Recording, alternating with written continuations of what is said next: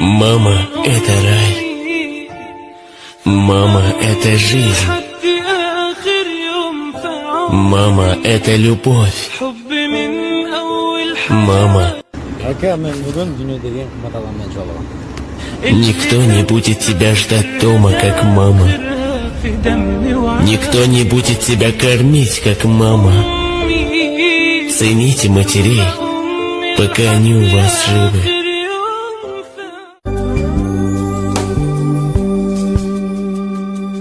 Oynadım gizlicedeler, Korutpay baktım böyle, Kalkalayt nerim camalım, Karız biz sizge seler.